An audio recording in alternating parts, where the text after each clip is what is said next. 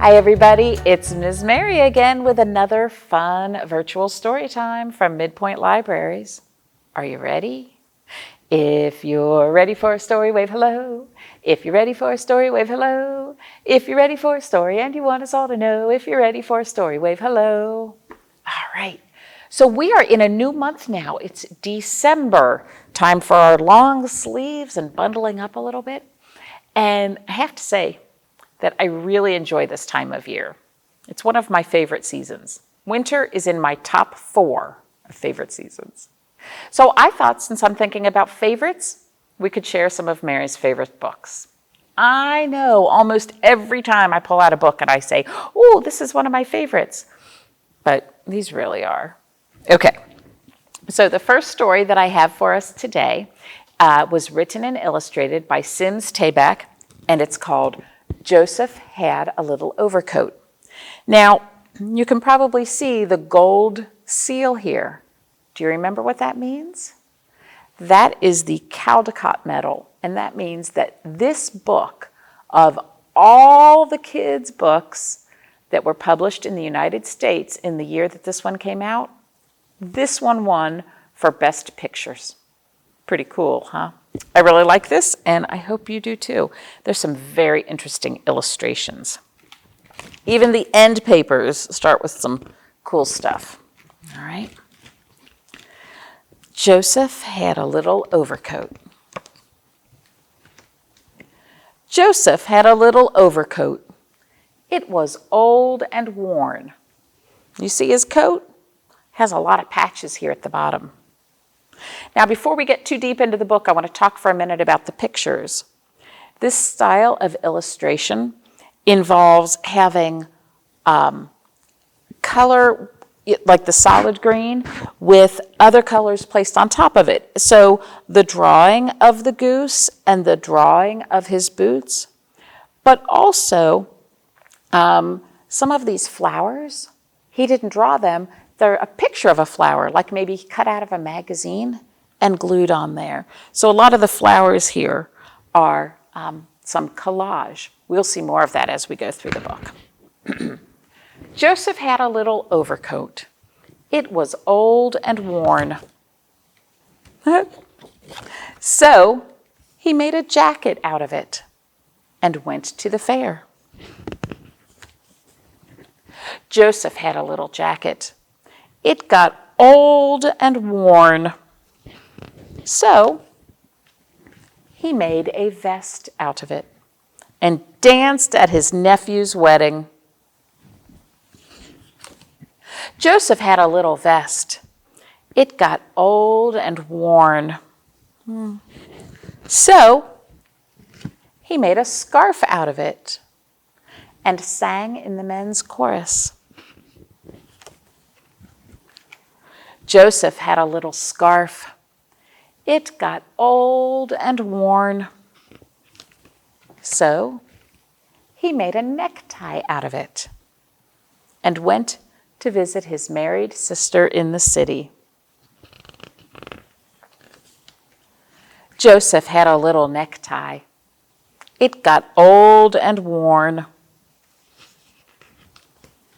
So he made a handkerchief out of it and drank a glass of hot tea with lemon. That sounds good on a cold day. I want to take a minute to look at this picture again. If you see here on the rug, part of it is drawn and part of it is cut up pieces of other pictures. More collage. Joseph had a little handkerchief. It's so small there. He's using it to blow his nose.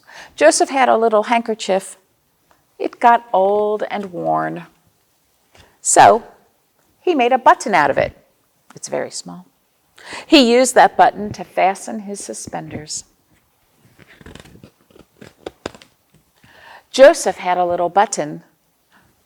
One day he lost it. Oh no.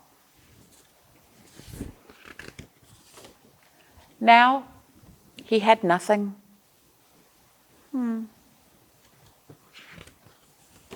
So Joseph made a book about it, which shows you can always make something from nothing.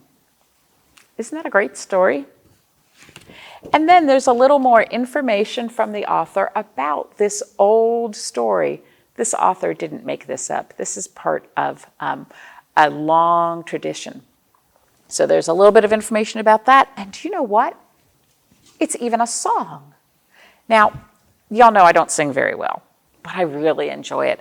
And I hope maybe somebody can teach me how to sing it. But anyway, that is Joseph had a little overcoat. And look at the back, it's all buttons. I like that one a lot. So I was thinking that we could share a song using our hands, right? Just our hands, nothing too exciting, but we're going to make something out of it, all right? So let me see your hands like this, 2 5s. They're open, and then we can curl them, and they're shut. You got it? All right. Open them, shut them. Open them, shut them. Give a little clap, clap, clap. Open them, shut them. Open them, shut them. Lay them in your lap, lap, lap. You got them back again? Creep them, crawl them, creep them, crawl them, right up to your chin, chin, chin. Open up your mouth, but do not let them in. That's a fun little finger play song.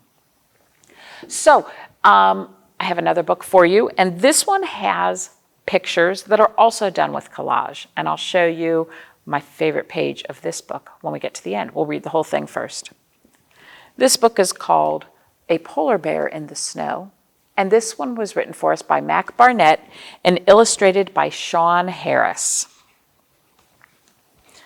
And it's blue, and then it's just all white.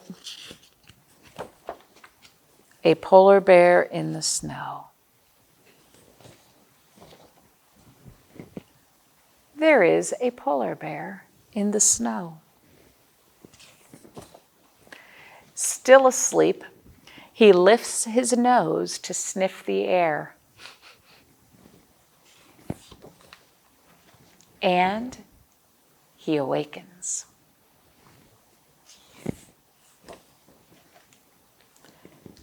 There is a polar bear in the snow. Where is he going?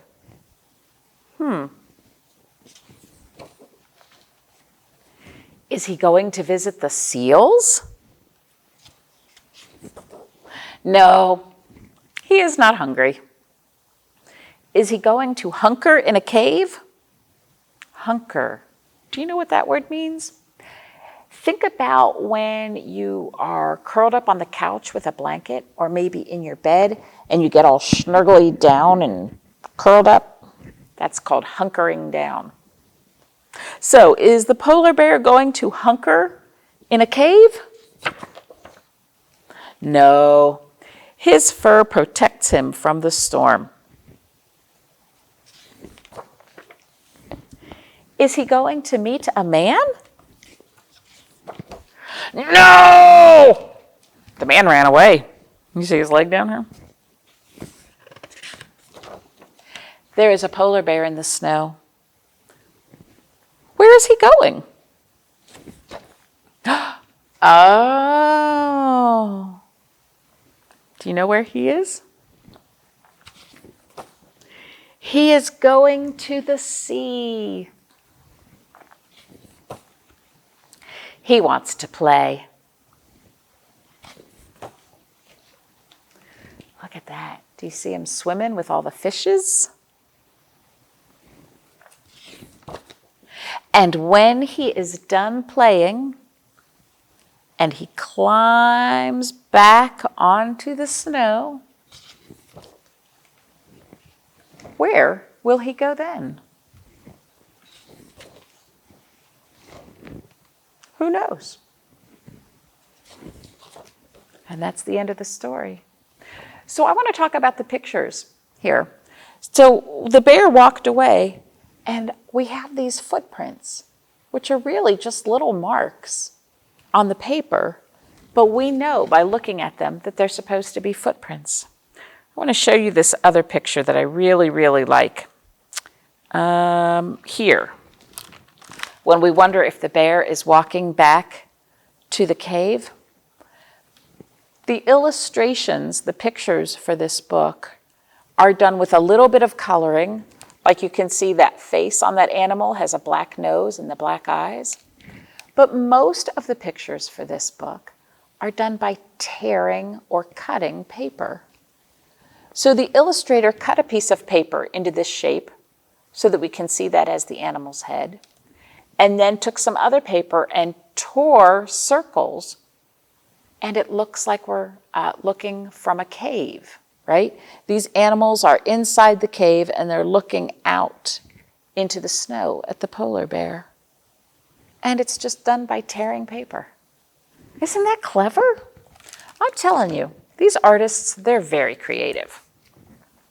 So I want to let you know that now that we are in December, we have a new program guide for Midpoint. You can pick this up at any of our locations, and this information is also all on our website, so you can look at it there.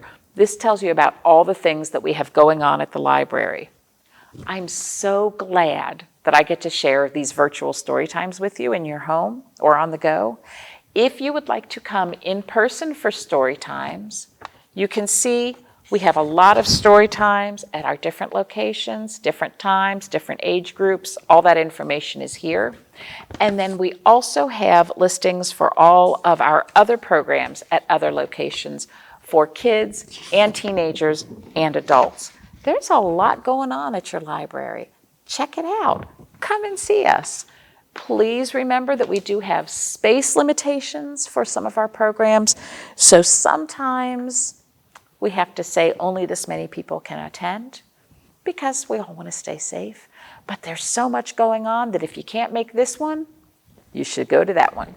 All right, so we were talking about favorite things, my favorite books and one of my favorite songs. So for our activity today, why don't you talk to your grown-up? I've got two activity ideas. One, why don't you talk to one of your grown-ups about your favorite book and ask your grown-up what their favorite book is.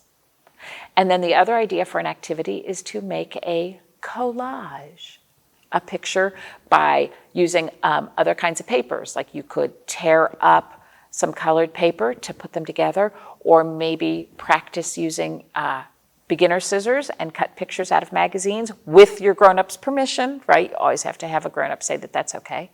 And you can put together a picture that way. Would that be fun? All right, that's enough talking. Let's sing our goodbye song. See you later, alligator, after a while, crocodile. Give a hug, ladybug, blow a kiss, jellyfish.